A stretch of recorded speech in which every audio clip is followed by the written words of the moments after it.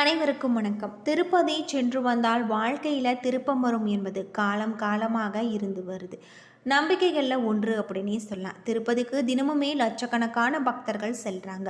பூலோகம் வைகுண்டம் எனும் பெருமாள் வசிப்பிடமாக திருப்பதி இருக்கையில் சில ராசிக்காரர்கள் திருப்பதிக்கு செல்லக்கூடாது அப்படிங்கிறது சொல்வது உண்மையா? யார் அந்த ராசிக்காரர்கள் அப்படிங்கிறத பற்றி நாம் தெரிஞ்சுக்கலாம். வீடியோ ரொம்பவே பயனுள்ளதாக இருக்கும்.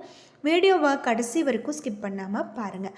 நம்ம சேனலை நீங்கள் இன்னும் சப்ஸ்கிரைப் பண்ணலைன்னா மறக்காமல் சப்ஸ்கிரைப் பண்ணிவிடுங்க. வாங்க வீடியோக்குள்ளே போகலாம்.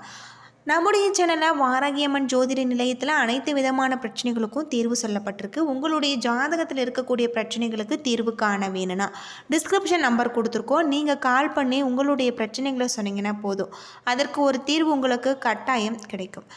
திருப்பதியின் புவியியல் அமைப்பு மற்றும் ஜோதிடத்தின் தத்துவத்தின் அடிப்படையில் குறிப்பிட்ட 3 ராசிக்காரர்கள் மட்டுமே அடிக்கடி திருப்பதிக்கு செல்லக்கூடாது என்று சொல்லப்பட்டிருக்கு. சில ராசிக்காரர்களும் நட்சத்திரக்காரர்களும் அடிக்கடி திருப்பதி சென்றலாம். அவர்களுக்கு எந்த ஒரு மாற்றமும் இல்லை. அவர்கள் கடனாளி ஆவதுடன் பொருளாதார நிலையும் தொடர்ந்து சரிந்து கொண்டே இருக்கும். அந்த குறிப்பிட்ட அந்த ராசி யார் அப்படிங்கிறத நாம் தெரிஞ்சுக்கலாம். உங்களுக்கு ஏழுமலையான் பிடிக்கும் அப்படின்னா ஓம் நமோ நாராயணா எனும் மந்திரத்தை மறக்காமல் கமெண்ட் பண்ணுங்கள். திருமலை திருப்பதி திருத்தலம் திருமாலின் 108 திவ்ய தேசங்களில் ஒன்று. இருந்தாலுமே மற்ற எந்த திவ்ய தேசங்களில் இல்லாத வகையில் ஆச்சரியங்களும் அதிசயங்களும் நிறைந்த ஒரு மலையாக திருமலை விளங்குகிறது.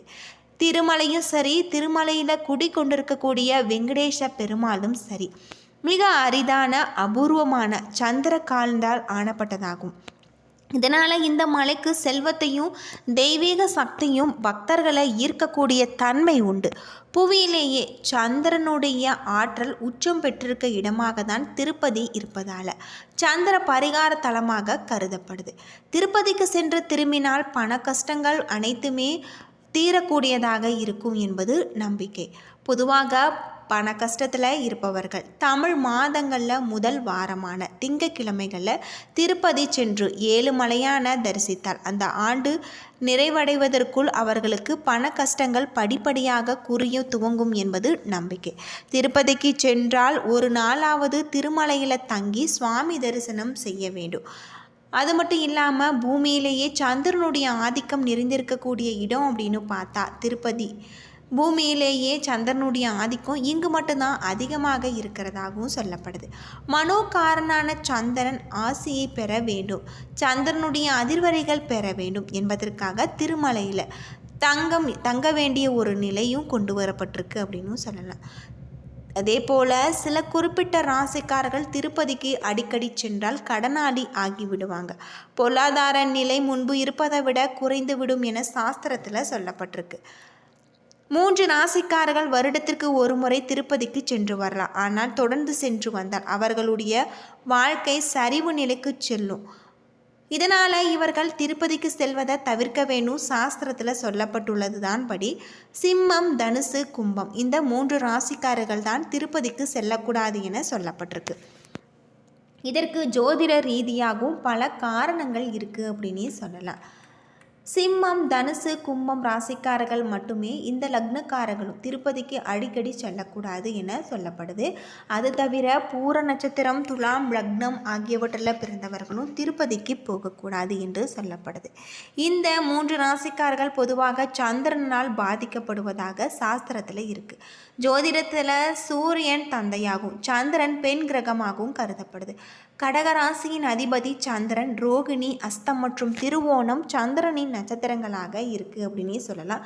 ஒருவருடைய ஜாதகத்தில் சந்திரனுடைய பலமாக இருந்தால் அவர்கள் நல்ல யோகம் உண்டு. ஜாதகத்தின் லக்ன வீட்டில் சந்திரன் இருந்தால் அந்த நபர் பார்ப்பதற்கு அழகாகவும் வசீகரமாகவும் கற்பனை திறன் மிக்கவராகவும் உணர்வு திறன் கொடையவர்களாகவும் இருப்பாங்க.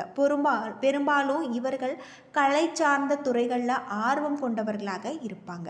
அதே சமயம் ஜாதகத்தில் சந்திரனுடைய நிலை பலவீனமாக இருந்தால் அந்த நபரின் மனநிலை பலவீனமானதாக இருக்கும். மறதி ஏற்படும், பிரச்சனைகளில் நெருக்கடி நிலை ஏற்படும். கடுமையான மன அழுத்தத்தில் இருப்பவர்கள் இவர்களால் தனது எண்ணங்களை கட்டுப்படுத்த முடியாது. சந்திரனுடன் பலவீனத்தால் விபத்து மற்றும் கடுமையான நோய் கூட ஏற்படலாம். சிம்மம், தனுசு, கும்பம் ஆகிய சந்திர பலம் நிறைந்த ராசிகள். இதனால் இந்த ராசிக்காரர்கள் திருப்பதிக்கு செல்வதால் சந்திரனுடைய நிலை பாதிக்கப்படும். இதனால தான் இந்த ராசிக்காரர்கள் திருப்பதிக்கு செல்லக்கூடாது என சொல்லப்படுது. சிம்மம், தனுசு, கும்பம் ராசிக்காரர்கள் திருப்பதிக்கு சென்றால் கடனாளி ஆகிவிடுவார்கள் என்பது உண்மைதானா என்பது ஆன்மீக ஆன்றோர்களிடம் கேட்டபோது எந்த சாஸ்திரத்திலுமே சொல்லப்படவில்லை என்பது அவர்களுடைய பதிலாக இருக்கு. திருப்பதிக்கான பூஜை முறைகள் வகுத்த ராமானுஜர் அப்படி எதையும் சொல்லவில்லை. மாறாக திருக்கோஷ்டியூரில் தன்னுடைய குருவின் சொல்லையும் மீறி முக்தியின் ரகசியமான ஓம் நமோ நாராயணா மந்திரத்தை அனைவரும் உபதேசித்தவர் அவர். அதே போல் திருப்பதிக்குன்னு தலத்தை மங்களாசாசனம் செய்து ஆழ்வார்கள் இப்படி ஒரு ஜோதிட குறிப்பு உண்டு என்பதும் குறிப்பிடவில்லை. இது சமீப காலமாக ஒரு சிலரால் பரப்பப்பட்டு வர தகவல் அப்படின்னே சொல்லலாம். ஐதீக ஆசிரமங்களின்படி வராக சுவாமியை வணங்கிவிட்டு பின்னர் வெங்கடேஸ்வரரை தரிசிக்க வேண்டும் என நெறிமுறையை கடைபிடிக்கப்பட்டு என்பது குறிப்பிடத்தக்கதாக இருக்கு. கிருஷ்ண அவதாரத்தை முடித்து பெருமாள் வைகுண்டத்தில் தங்கியிருக்காரு. பூலோகம் முடிந்து கலியுகத்தில் அநியாயங்கள் பெருகியது. மீண்டும் இறைவன் பூமியில் அவதாரம் செய்ய வேண்டி காசியப்பர் முனிவர் தலைமையில் யாகம் நடத்தியிருக்காங்க. யாகத்தை காண வந்த நாரதர் யாகத்தின் பலனை யாருக்கு தரப்போகிறீர்கள் என்று முனிவர்களை கேட்டிருக்காரு. பலனை சாந்தமான மூர்த்திக்கு தருவதென முடிவு செஞ்சுருக்காங்க. மும்மூர்த்திகளில் சாந்தமானவரை தேடி பிருகு முனிவர் வைகுண்டம் சென்றிருக்காரு. திருமால் பிருகு முனிவரை கண்டு கொள்ளாமல் இருக்க அவருடைய மார்பில் எட்டி உதைச்சிருக்காங்க. திருமால் கோபம் கொள்ளாமல் உதைத்த பாதத்தை தடவி கொடுத்திருக்காங்க. பொறுமையும் அமைதியும் நிறைந்த திருமாலுக்கு யாக பலனை தருவதென முனிவர்கள் முடிவெடுத்திருக்காங்க. மார்பில் உதைத்த பிருகு முனிவரை தண்டிக்கும்படி லட்சுமி சொல்ல திருமால் மறுத்துவிட்டார். லட்சுமி கோபம் கொண்டு பார்க்கடல்ல இருந்து கிளம்பி பூலோகத்தை அடைந்து தவத்தில் ஆழ்ந்திருக்காங்க. திருமாலும் திருமகளை தேடி பூ உலகத்தை சுற்றி அலைந்து வேங்கட மலையில் வந்து ஒரு புற்றுல கண்மூடி அமர்ந்திருக்காங்க.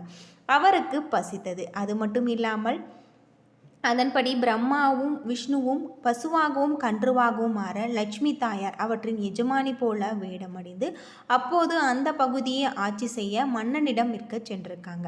மன்னன் வாங்கிய பசு மேய்ச்சலுக்கு செல்லும் பொழுது திருமால் இருந்த புற்றுக்கு சென்று பால் சொரிந்தது. பசுவை மேய்த்த இடையன் பசுவின் பின்னால் சென்று புற்றில் பால் சொரிவதை கண்டான். கோடாரியால் பசுவை அடிக்க முயன்றான். கோடாரி தவறி புற்றுக்குள் இருந்த பெருமாளின் தலையில் பட்டு ரத்தம் சிந்தியது. தன்னுடைய காயம் தீர மூளையை தேடி சென்ற பெருமாள் ஆசிரமம் ஒன்றை கண்டார். அது வராக மூர்த்தியின் ஆசிரமம் அப்படின்னே சொல்லலாம். அங்கிருந்த வகுலாதேவி தன்னுடைய பிள்ளையான திருமாலின் முகத்தை கண்டவுடன் பாசத்தில் மூழ்கியிருக்காங்க. திருமாலும் அகுலாதேவியே அம்மா என்று அழைக்க துவங்கியிருக்காங்க அப்படின்னே சொல்லலாம்.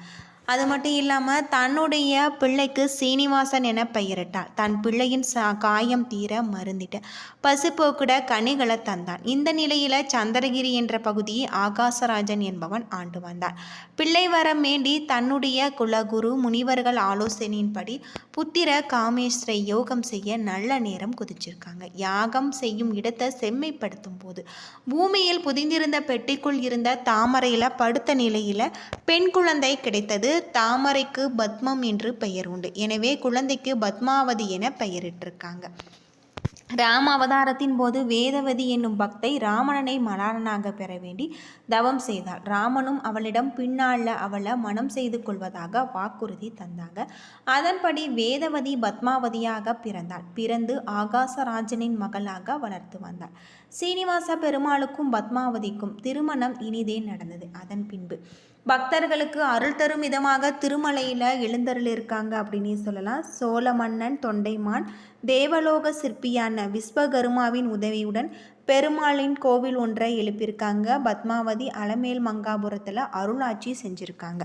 சீனிவாச பெருமாள் தினமும் திருச்சானூர் வந்து தங்கிவிட்டு காலையில் திருமலையில் கிளம்பி விடுவதாக ஐதீகமாக நிகழ்கிறது. அது மட்டும் இல்லாமல் ஏழுமலைக்கு அதிபதி என்பதால் பெருமாளுக்கு ஏழுமலையான் என திருநாமம். சித்தூர் மாவட்டத்தில் கிழக்கு தொடர்ச்சி மலை அடிவாரத்தில் அமைஞ்சிருக்கு திருப்பதி. இந்த நகரத்தை ஒட்டி உள்ள திருவேங்கட மலையின் மீது தான் ஏழுமலையான் கோவில் கொண்டிருக்காரு அப்படின்னே சொல்லலாம். பல்வேறு சிறப்புகளை கொண்டிருக்கக்கூடிய ஒரு கோவிலாக தான் திருப்பதி ஏழுமலையான் கோவில் அமைஞ்சிருக்கு. திருப்பதி ஆலயத்தில் இருந்து 1 கிலோமீட்டர் தொலைவில் சிலா தோரணம் என்ற அபூர்வ பாறை இருக்குது. உலகத்திலேயே இந்த பாறைகள் தான் இங்கு மட்டும் இருக்கிறதாகும். இந்த பாறைகளுடைய வயது 250 கோடி வருடம் அப்படின்னே சொல்லலாம். எந்த ஒரு கருங்கல் சிலையானாலும் எங்காவது ஒரு இடத்துல சிற்பியின் துளிப்பட்டிருக்கக்கூடிய இடம் தெரியும். உலோக சிலையானது உலோகத்தை உருக்கி வார்த்த இடம் தெரியும். ஆனால் ஏழுமலையானின் சிலையில் நுணுக்க வேலைப்பாடுகள் அனைத்துமே மெருகு போடப்பட்டது போல தெளிவாக இருக்குது அப்படின்னே சொல்லலாம். என்ன நண்பர்களே, இந்த வீடியோ உங்களுக்கு பயனுள்ள ஒரு தகவலை தந்திருக்கும்னு நினைக்கிறேன். வீடியோ பிடிச்சிருந்தா லைக் பண்ணுங்கள், ஷேர் பண்ணுங்கள், கமெண்ட் பண்ணுங்கள். நன்றி நண்பர்களே.